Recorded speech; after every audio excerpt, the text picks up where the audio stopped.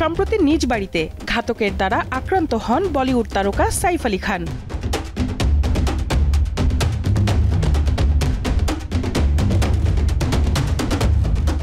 তার ওপর হামলার ঘটনায় রবিবার ভোরে বান্দ্রা পুলিশ ৩০ বছর বয়সী এক ব্যক্তিকে আটক করে। হামলাকারী সেই ব্যক্তিকে বাংলাদেশি নাগরিক হিসেবে সন্দেহ করা হচ্ছে বলে জানায় মুম্বাই পুলিশ।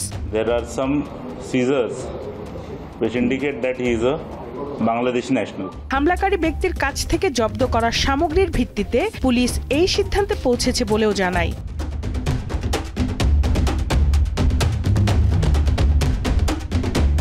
বান্দ্রা পুলিশের গ্রেফতারকৃত সেই ব্যক্তির নাম মোহাম্মদ শরীফুল ইসলাম শেহজাদ। চুরির উদ্দেশ্যেই তিনি এই অপরাধ করেছিলেন বলে প্রাথমিকভাবে জানা যায়।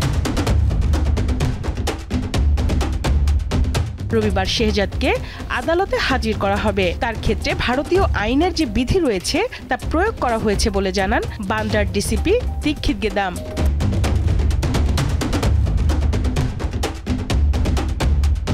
পুলিশ জানায়, অপরাধের দিন শেহজাদ প্রথমবার সাইফ আলী খানের বাসায় প্রবেশ করেছিলেন। তার ভাষ্যমতে অভিযুক্ত ব্যক্তি ৫ থেকে ৬ মাস আগে মুম্বাইতে আসেন। কয়েক মাস ধরে সে মুম্বাইতে এবং তারপরে আশেপাশের বিভিন্ন প্রান্তে ছিলেন।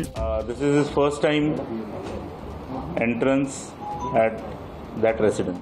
সপ্তাহ ২ আগে সে আবার মুম্বাইয়ে প্রবেশ করে বলে জানায় পুলিশ।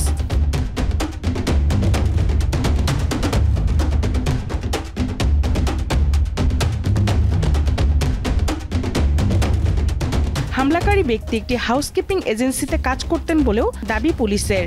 এছাড়া তিনি বিভিন্ন সময় নানা নাম ব্যবহার করতেন বলেও জানায় মুম্বাই পুলিশ।